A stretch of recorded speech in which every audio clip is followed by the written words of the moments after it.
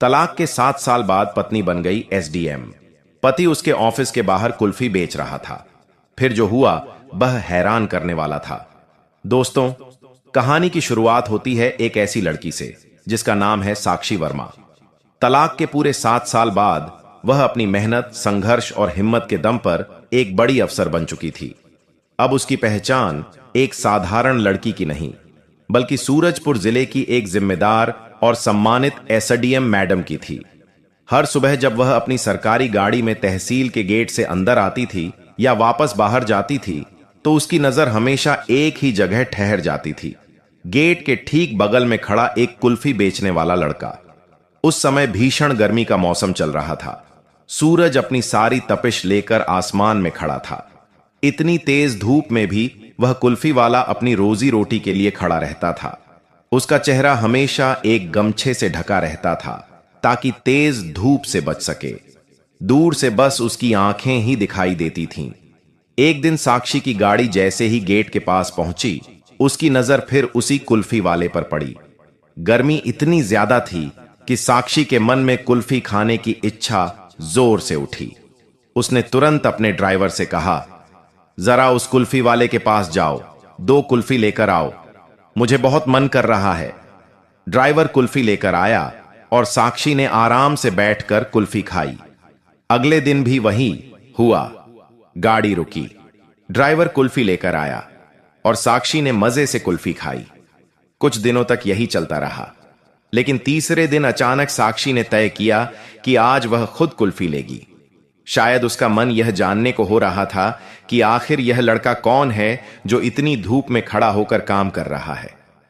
उस दिन वह कुल्फी वाले के पास गई, लेकिन जैसे ही कुल्फी खरीदने के लिए उसने उसकी तरफ देखा, उसका दिल धड़कने लगा। उसे कुछ चेहरा जाना पहचाना सा लगा। वह कुछ सेकंड तक उसे घूरती रही, फिर अचानक जैसे उसके पैरों तले जमीन खिसक गई। वह कुल्फी वाला कोई अनजान इंसान नहीं था, वह उसका अपना तलाकशुदा पति राघव सिंह था।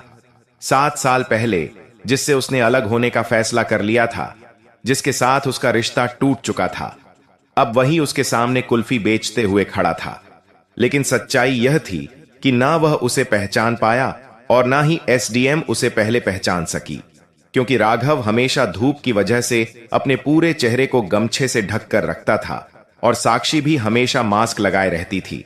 एक दूसरे को देखने का मौका कभी मिला ही नहीं। दोस्तों, सोचिए, जिंदगी कितनी अजीब होती है। एक वो समय था जब दोनों एक दूसरे के जीवन साथी थे और आज दोनों आमने सामने खड़े थे, पर अजनबी की तरह। 7 साल पहले अलग होने के बाद साक्षी ने अपने जीवन को नया मोड़ दिया था। उसने दिल टूटने के दर्द को ताकत बनाया और रात दिन मेहनत करके बड़ी अफसर बन गई। और अब किस्मत उसे वहीं वापस ले आई थी जहां वह नहीं सोचा करती थी। लेकिन असली कहानी तो यहीं से शुरू होती है, क्योंकि जो कुछ साक्षी ने अपने तलाकशुदा पति राघव के लिए किया, उसे सुनकर शायद आप भी साक्षी को सिर्फ एक लड़की नहीं बल्कि एक देवी कहेंगे।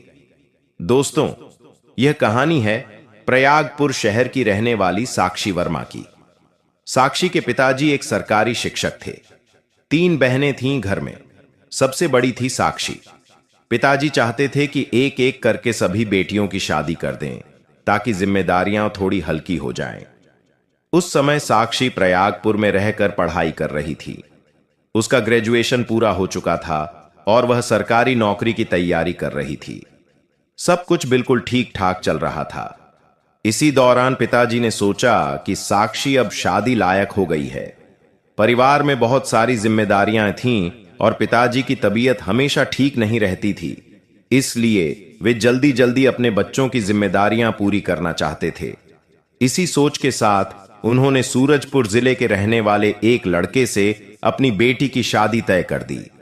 इस लड़के का नाम था राघव सिंह, जो अपने माता पिता का इकलौता बेटा था। घर में बड़ा व्यवसाय था और परिवार काफी संपन्न माना जाता था, इसलिए पिताजी को लगा कि यह रिश्ता बिल्कुल सही है और साक्षी की जिंदगी सुरक्षित और खुशहाल रहेगी। लेकिन जिसकी शादी होने जा रही थी, वह खुद यानी साक्षी इस सब के लिए तैयार नहीं थी। वह पढ़ना चाहती थी, कुछ बनना चाहती थी, अपनी पहचान बनाना चाहती थी।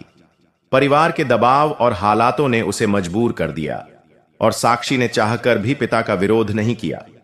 साक्षी ने जब यह सुना कि उसके पिताजी ने उसकी शादी सूरजपुर जिले के जिस लड़के से तय कर दी है, उसका नाम राघव सिंह है, तो वह हैरान रह गई। राघव अपने परिवार का इकलौता बेटा था, पढ़ा लिखा, समझदार माना जाता था और उसके माता पिता का बड़ा व्यवसाय भी था जिसे वह अकेले संभालता था। उसके घर की आर्थिक और सामाजिक स्थिति इतनी मजबूत थी कि साक्षी के पिताजी को लगा कि बेटी के लिए इससे अच्छा रिश्ता और क्या होगा। उन्हें लगा कि साक्षी को एक सुरक्षित भविष्य मिल जाएगा और वे अपनी अन्य 3 बेटियों की जिम्मेदारी भी धीरे धीरे पूरी कर पाएंगे। लेकिन जब यह खबर साक्षी तक पहुंची, उसका दिल बैठ गया। उसने अपने पिताजी से बड़ी विनम्रता से कहा, पापा, इतनी जल्दी शादी क्यों करना चाहते हैं? मैं अभी पढ़ना चाहती हूं, कुछ बनना चाहती हूं। जब मैं योग्य हो जाऊंगी तब आप मुझे जहां चाहें शादी कर दीजिए, मुझे कोई आपत्ति नहीं होगी। साक्षी की बातों में सच्चाई थी, हिम्मत थी और अपने भविष्य को लेकर साफ इरादे भी थे। लेकिन पिताजी के पास हालातों की मजबूरी थी। घर में 3 बेटियां थीं, जिम्मेदारियां बहुत थीं और सेहत भी अक्सर खराब रहती थी। उन्हें डर था कि अगर उनकी तबीयत कभी ज्यादा बिगड़ गई तो क्या वे सबकी शादी कर पाएंगे। इसी कारण उन्होंने साक्षी की बातें अनसुनी कर दीं, भले ही ऐसा करने से उनका अपना मन ही क्यों ना भारी होता हो। साक्षी चाहकर भी पिता का विरोध नहीं कर सकी। वह जानती थी कि पिता अकेले कितनी मुश्किलों से जूझ रहे हैं, इसलिए उसने अपने मन की इच्छा को दबा दिया और हालात के आगे सिर झुका दिया। कुछ दिनों बाद दोनों परिवारों की मुलाकात के बीच साक्षी और राघव पहली बार आमने सामने बैठे। राघव ने सादगी और सम्मान से बात की और साक्षी ने भी उसे गौर से देखा। उसे लगा कि शायद यह रिश्ता इतना बुरा नहीं है। परिस्थितियों के हिसाब से राघव एक अच्छा इंसान लगता था, नरमी से बोलने वाला, परिवार के प्रति जिम्मेदार और पढ़ा लिखा। धीरे धीरे साक्षी को भी लगा कि अगर शादी होनी ही है तो यह रिश्ता ठीक ही है। इसी सोच के साथ दोनों ने एक दूसरे को पसंद कर लिया। कुछ ही समय बाद दोनों परिवारों की मर्जी से उनकी शादी धूमधाम से कर दी गई। लेकिन दोस्तों, असली चेहरा तो शादी के कुछ दिन बाद सामने आया। राघव अपने माता पिता का इकलौता बेटा था। उसे बचपन से ही बहुत ज्यादा प्यार मिला था, इतना कि कभी किसी बात की कमी महसूस ही नहीं हुई। घर में उसे जो चाहिए होता पल भर में मिल जाता। इसी आदत की वजह से वह धीरे धीरे बिगड़ता गया था, मगर उसकी असली आदतें शादी से पहले किसी को पता नहीं चल पाई थीं। गांव में उसके कई दोस्त थे, कुत्ते की तरह पीछे पीछे घूमने वाले। राघव की संपन्नता और उदारता ही वजह थी कि वे सभी उसके आसपास मंडराते रहते थे। राघव भी उन पर जरूरत से ज्यादा भरोसा करता था। जब दोस्तों को शराब पीनी होती, मामला जमाना होता, मौज करनी होती, सब राघव के पैसों से होता था। वे चाहते भी यही थे कि राघव की आदतें बिगड़ें ताकि वह कभी तरक्की न कर सके। साक्षी को शादी के कुछ दिनों बाद ही अजीब बातें दिखने लगीं। राघव के दोस्त घर आते जाते रहते, बेवजह देर रात तक बैठे रहते। राघव उन्हें कभी मना नहीं करता था। उसके माता पिता ने कई बार समझाया भी था कि राघव, इन मोहल्ले वालों के साथ ज्यादा मत उठना बैठना, ये लोग दिल से तुम्हारे नहीं हैं। लेकिन राघव नहीं मानता था। उसे लगता था कि उसके दोस्त उसके सच्चे साथी हैं। धीरे धीरे मामला और खराब होने लगा। राघव ने उन दोस्तों के कहने पर शराब पीना शुरू कर दिया। पहले कभी कभी, फिर रोज, और फिर आदत ऐसी पड़ी कि बिना पिए चैन नहीं मिलता था। साक्षी यह सब देखकर घबरा उठती। वह बहुत प्यार से राघव को समझाती, राघव, यह आदत छोड़ दो।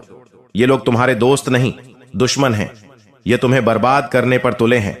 तुम उनके कहने में ना आया करो। शराब में परिवार की इज्जत और जिंदगी दोनों डूब जाती हैं। लेकिन राघव पर जैसे कोई पर्दा पड़ा हुआ था। वह साक्षी की एक भी बात नहीं सुनता था। उल्टा कहता, तुम मेरे दोस्तों के बारे में क्यों बोलती हो? तुम्हें क्या पता मेरे जीवन के बारे में? धीरे धीरे राघव का स्वभाव बदल गया। जो राघव शादी के समय शांत और विनम्र लगता था, वही अब छोटी छोटी बात पर चिल्लाने लगा। उसके पेश आचरण में एक कड़वाहट आने लगी थी। शराब का नशा उसे और बेरहम बनाता जा रहा था। गांव के वही पड़ोसी जो साक्षी के अनुसार राघव को बर्बाद करने में लगे थे, अब और भी ज्यादा सक्रिय हो गए।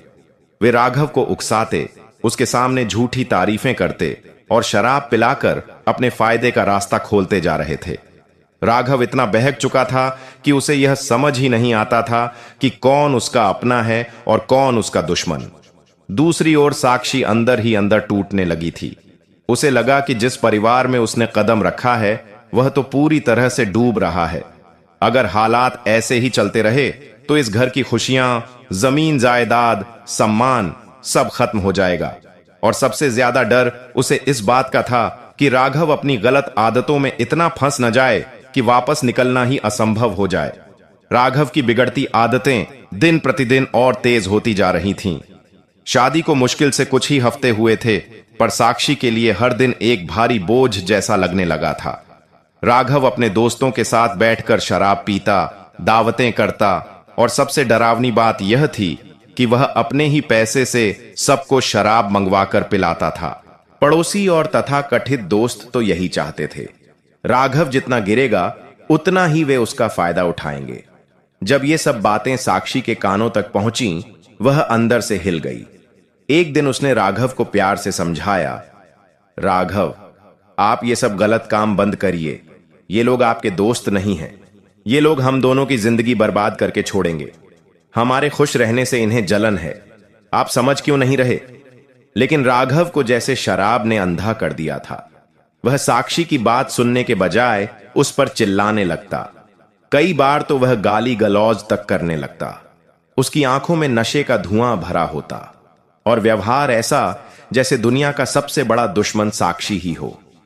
जब बात ज्यादा बढ़ती गई तो साक्षी के सास ससुर ने भी राघव को कड़ाई से समझाया। उन्होंने कहा, राघव, तुम गलत रास्ते पर जा रहे हो। ये लोग तुम्हें बर्बाद करने पर तुले हैं। अपनी पत्नी की कद्र करो, अपना घर संभालो। लेकिन राघव पर कोई असर नहीं हुआ। वह ना तो माता पिता की बात मानता था और ना ही साक्षी की। दुकान से पैसे आते थे, जमीन थी, मकान था। उसे लगता था कि दुनिया की कोई ताकत उसे गिरा नहीं सकती। इसी घमंड में वह और ज्यादा बहकता गया। साक्षी की शादी को पूरा 1 महीना भी नहीं हुआ था कि उसे महसूस होने लगा कि इस घर की नींव अंदर ही अंदर टूट चुकी है। राघव अपनी ही दुनिया में जी रहा था, जहां शराब, बिगड़े दोस्त और गलत सोच ने उसे कैद कर लिया था। वह साक्षी को न सिर्फ नजरअंदाज करता, बल्कि छोटे छोटे बात पर उसे मारता पीटता भी था। यह सब देखकर साक्षी के दिल में डर, दर्द और निराशा भरने लगी थी। 4-5 महीनों में हालत और भी खराब हो गई। रात को घर देर से आना, सड़क पर लड़खड़ाते हुए गिरना और घर में आते ही लड़ाई मोल लेना, ये सब राघव की दिनचर्या बन चुकी थी। वह यह भी भूल गया था कि एक जवान लड़की उसकी पत्नी बनकर इस घर में आई है, जिसका भी कोई सम्मान, कोई आत्मसम्मान और कोई सपना है। साक्षी के सास ससुर भी परेशान हो चुके थे। पहले तो समझाते रहे, डांटते रहे, लेकिन जब राघव उनकी भी नहीं सुनता था तो उन्होंने भी हाथ खड़े कर दिए। वे भी चुप हो गए, क्योंकि हर दिन एक नया तमाशा, नई बदतमीजी और नया तनाव देखने को मिल रहा था। साक्षी का मन अब टूटने लगा था। वह रातों को जाग जाग कर सोचती, क्या यही मेरी जिंदगी है? क्या मैं पूरे जीवन इस नशे में डूबे हुए इंसान की मार सहती रहूंगी? लेकिन डर और दर्द अब उसके अंदर इतने जमा हो चुके थे कि उसने एक दिन रोते रोते फोन उठाया और अपने पापा का नंबर डायल किया। जैसे ही पापा ने फोन उठाया, साक्षी का गला भर गया। वह बोली, पापा, यहां रहना मौत से भी बदतर है। लगता है जैसे मैं खुद को खत्म कर दूं। यह सुनते ही उसके पिताजी घबरा गए। उन्होंने तुरंत पूछा, बेटा क्या हुआ? साफ साफ बताओ, तुम क्या चाहती हो? साक्षी रोते रोते बोली, पापा, मैं यहां एक दिन भी नहीं रह सकती। न पढ़ पा रही हूं, न जी पा रही हूं। घर में हर समय मारपीट, शराब, झगड़ा। राघव तो समझना ही नहीं चाहता। पापा, मैं बस घर आना चाहती हूं, मुझे यहां से निकाल लीजिए। साक्षी की आवाज सुनकर उसके पिता का दिल चीर गया। उन्होंने उसी वक्त निश्चय कर लिया कि वे बेटी को और दर्द में नहीं रहने देंगे। अगले ही दिन वे उसके ससुराल पहुंचे, सास ससुर से बातचीत की और साक्षी को अपने साथ घर ले आए। साक्षी जब मायके पहुंची, उसका चेहरा बुझा बुझा था। ताज्जुब तो इस बात का था कि इतनी कम उम्र में शादी और उतना ही कम समय में इतने बड़े दुख उसे झेलने पड़े। लेकिन उसके पापा ने उसे संभाला और कहा, बेटा, अब डरने की जरूरत नहीं, जो सही है वही होगा। कुछ समय बाद साक्षी के पिता ने कोर्ट में तलाक का मामला दर्ज करवाया। सभी कागजात तैयार हुए, तारीखें पड़ी और आखिरकार राघव को भी कोर्ट में पेश होना पड़ा। कोर्ट में जज साहब के सामने दोनों आमने सामने खड़े थे। एक वो लड़की जो टूट चुकी थी लेकिन फिर भी सम्मान के साथ खड़ी थी, और दूसरा वह लड़का जिसकी आंखों में नशे और बेपरवाही के साए थे। जज ने साक्षी से पूछा, आप तलाक क्यों चाहती हैं? साक्षी ने साफ शब्दों में कहा, जज साहब, मुझे अपने पति से कोई डर या नफरत नहीं है। बस मेरी एक ही शर्त है, अगर ये शराब छोड़ दें, गलत लोगों के साथ रहना छोड़ दें, पैसे उड़ाना बंद करें और मुझे मारना पीटना छोड़ दें, तो मैं इनके साथ रहने को तैयार हूं। लेकिन अगर ये आदतें नहीं छोड़ेंगे तो मैं इनके साथ नहीं रह सकती। यह सुनकर जज ने राघव की तरफ देखा और पूछा, क्या तुम अपनी पत्नी के साथ रहना चाहते हो? राघव ने बिना सोचे, बिना रुके कहा, नहीं जज साहब, मुझे इसके साथ नहीं रहना, मुझे तलाक चाहिए। जज साहब ने राघव को समझाने की कोशिश भी की, लेकिन वह अड्डा रहा। एक तरफ खड़ा राघव, जिसे अपनी आदतों का नशा था, और दूसरी तरफ खड़ी साक्षी, जो बस सम्मान और शांति चाहती थी। आखिरकार कुछ ही दिनों में कोर्ट का फैसला आ गया। दोनों का तलाक हो गया, एक रिश्ता टूट गया। पर उस दिन के बाद एक नई कहानी शुरू होने वाली थी। तलाक के बाद साक्षी अपने पापा के घर रहने लगी। उसके चेहरे पर दर्द था, पर मन में एक नई शुरुआत की आग भी जल चुकी थी। वह समझ चुकी थी कि टूटकर बैठ जाने से जिंदगी नहीं बदलती, बल्कि उठकर चलने से सब कुछ बदल सकता है। इसलिए कुछ ही दिनों में उसने फैसला किया कि वह अपने दुखों को पीछे छोड़कर फिर से पढ़ाई शुरू करेगी। इधर राघव की जिंदगी बिल्कुल अलग रास्ते पर जा रही थी। तलाक के बाद वह और भी आजाद महसूस करने लगा, जैसे अब उसे कोई रोकने टोकने वाला ही ना हो। वह दिन भर अपने दोस्तों के साथ मौज मस्ती करता, दुकान पर आधा मन से बैठता और शाम होते ही शराब के अड्डों पर पहुंच जाता। उसे लगता था कि जिंदगी ऐसे ही चलती रहेगी, पैसा कभी खत्म नहीं होगा और दोस्त हमेशा उसके साथ रहेंगे। लेकिन धीरे धीरे उसी की जिंदगी का पहिया उल्टी दिशा में घूमने लगा। उसके दोस्त जो सामने से यारी दिखाते थे, अंदर ही अंदर उसका फायदा उठाने लगे। जब भी राघव थोड़ा भी पैसा कमाता, वे उसे शराब के नाम पर उड़ा देते। राघव को यह सब दिखाई नहीं देता था, क्योंकि वह अभी भी समझ रहा था कि वही गांव का सबसे अमीर लड़का है और सब उसके दोस्त सच्चे हैं। उधर साक्षी ने घर पहुंचने के बाद पिता से कहा, पापा, मैं फिर से पढ़ाई शुरू करना चाहती हूं, सरकारी नौकरी की तैयारी करना चाहती हूं। पिता ने उसकी हिम्मत देखकर उसे सपोर्ट किया और उसे प्रयागपुर शहर, पहले पटना, भेज दिया। साक्षी ने वहां जाकर अपनी जिंदगी को नए सिरे से पकड़ा। वह सुबह से रात तक पढ़ती, कोचिंग करती, किताबों में डूबी रहती। दर्द भले अंदर था, लेकिन उसी दर्द को उसने अपनी शक्ति बना लिया। 4 साल तक वह लगातार मेहनत करती रही, ना किसी दोस्ती में पड़ी, ना किसी रिश्ते में। उसके मन में केवल एक ही सपना था, सरकारी अफसर बनना। इन 4 सालों में उसका आत्मविश्वास और मजबूत हो गया था। कई बार परीक्षा दी, असफलता भी मिली, लेकिन वह रुकी नहीं। अंत में उसकी मेहनत रंग लाई। कुछ महीनों बाद उसका ज्वाइनिंग लेटर आया।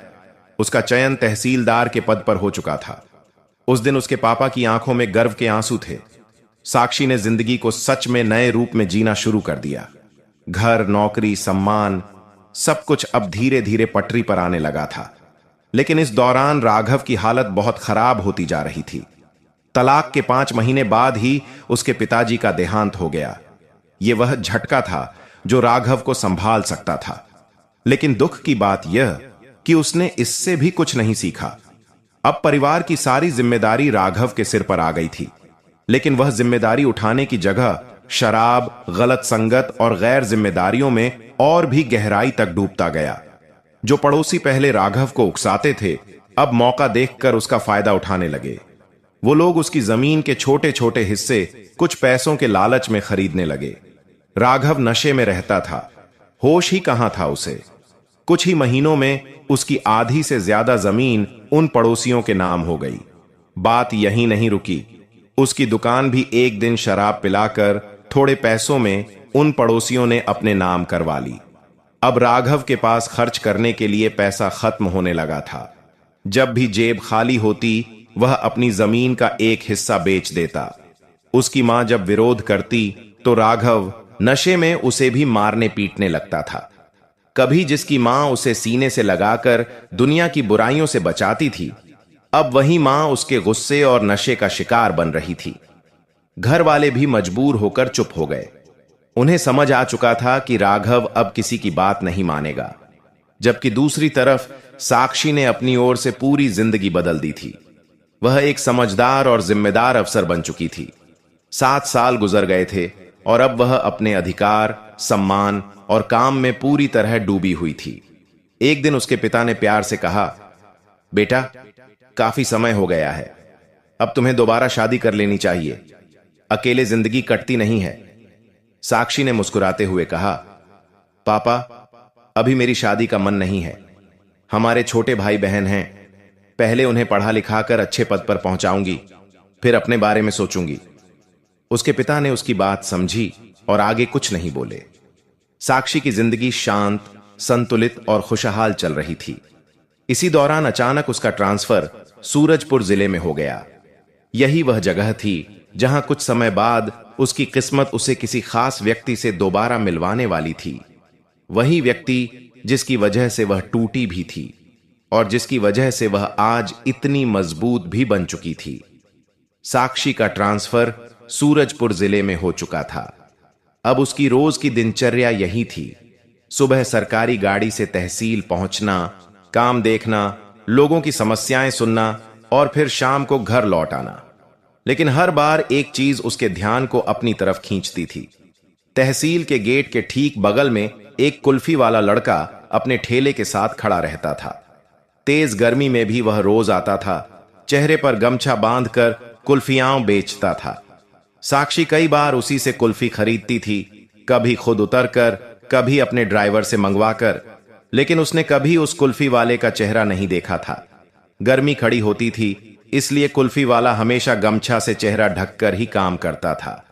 दूसरी ओर साक्षी हमेशा मास्क लगाकर निकलती थी, इसलिए कुल्फी वाला भी उसे पहचान नहीं पाता था। दोनों रोज आमने सामने होते थे, पर दोनों एक दूसरे के लिए अजनबी ही थे। किस्मत के खेल भी कितने अनोखे होते हैं। एक दिन सुबह का समय था। हल्की हल्की धूप फैल रही थी और हवा में ठंडक भी थी। साक्षी उसी वक्त अपनी सरकारी गाड़ी से तहसील पहुंच रही थी। जैसे ही गाड़ी गेट पर पहुंची, उसकी नजर आदतन उस कुल्फी वाले पर गई। लेकिन आज कुछ अलग था। आज वह कुल्फी वाला चेहरा ढके हुए नहीं था। वह सुबह सुबह अपना ठेला लगा रहा था, इसलिए उसने अभी गमछा नहीं बांधा था।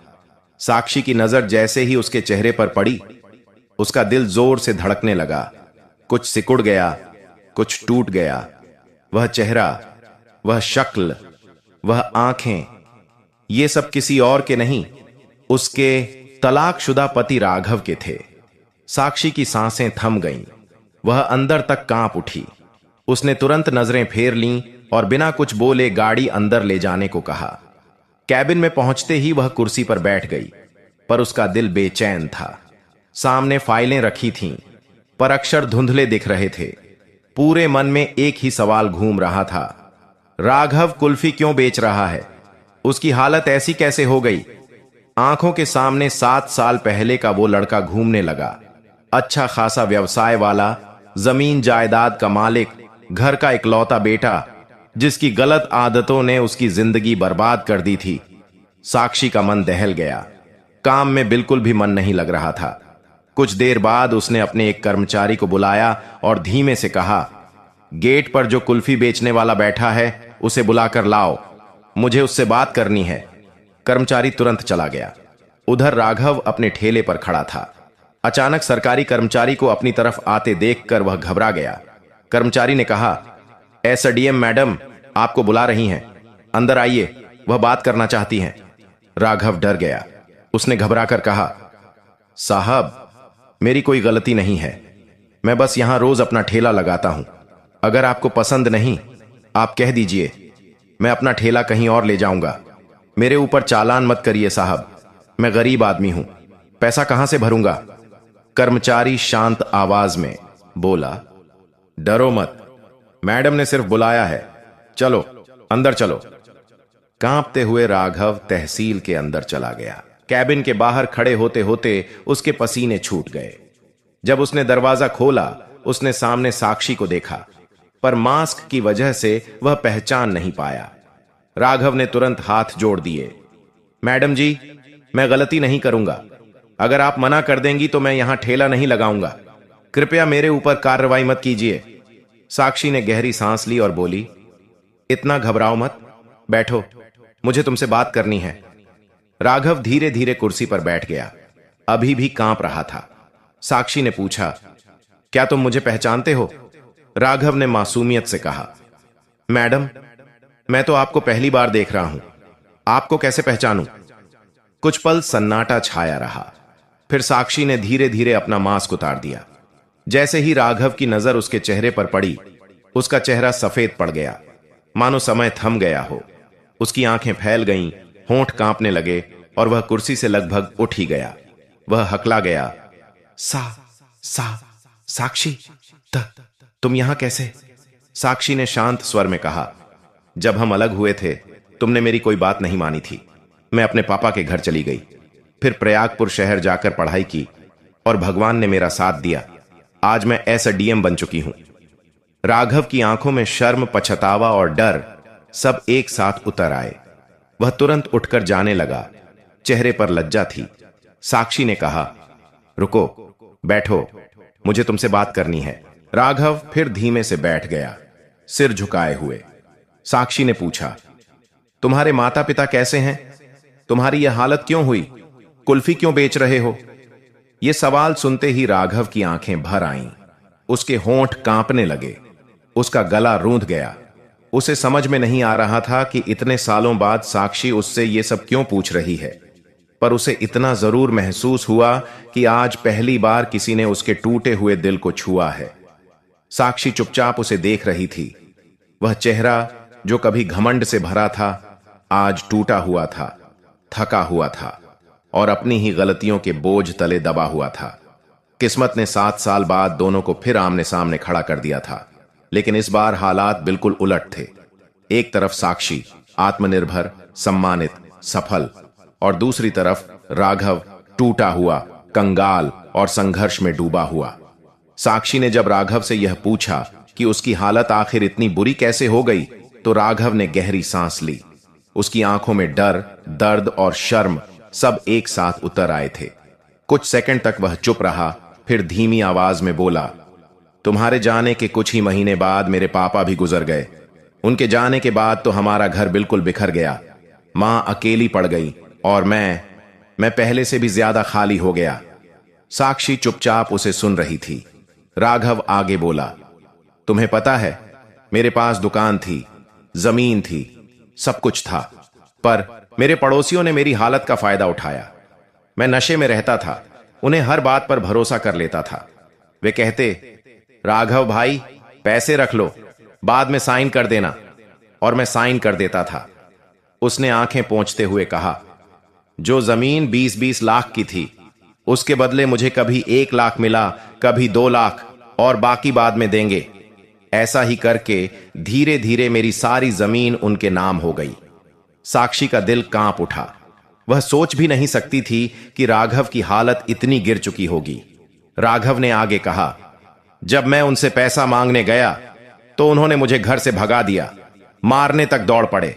गांव में मेरी इज्जत खत्म हो गई, लोग मेरा मजाक उड़ाते थे, घर के बाहर निकलना मुश्किल हो गया। फिर उसने सिर झुकाकर कहा, इसीलिए मैं गांव ही छोड़ आया। शहर में कहीं काम नहीं मिला तो कुल्फी बेचकर पेट भरना शुरू किया। यही मेरी किस्मत बन गई। साक्षी सुनते सुनते पत्थर सी हो गई थी। जिस इंसान ने कभी अपनी गलत आदतों को ताकत समझा था, आज वही आदतें उसे सड़क पर ले आई थीं। उसने पूछा, तुम घर क्यों नहीं जाते? तुम्हारी मां कैसे हैं? राघव बोला, मां बस किसी तरह घर में गुजारा करती हैं। मैं वापस जाता हूं तो पड़ोसी झगड़ा करने लगते हैं, कभी कभी तो मारने भी आते हैं, इसलिए मैं घर नहीं जाता, बस महीने में थोड़े पैसे भेज देता हूं। यह सब सुनकर साक्षी अंदर तक हिल गई। उसे लगा कि अगर राघव को अब भी संभाला नहीं गया तो वह एक दिन पूरी तरह खत्म हो जाएगा।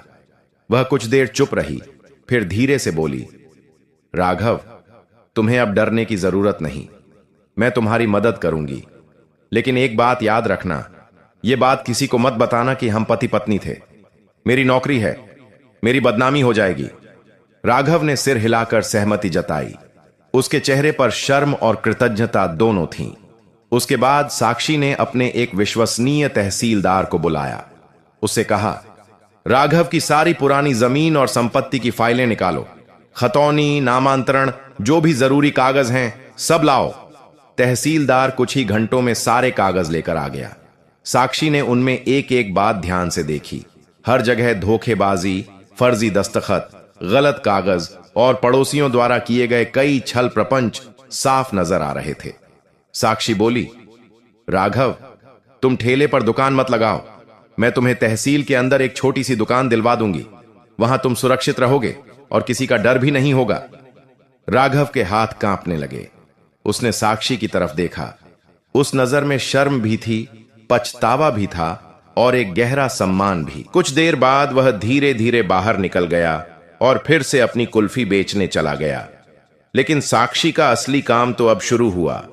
वह रोज रोज लेखपालों से मिलती, तहसीलदारों से बात करती, पुरानी जमीनों की नपाई करवाती, गलत तरीके से किए गए नामांतरण को रोकती और हर उस कागज को दोबारा चेक करवाती जिस पर राघव ने नशे में साइन किए थे।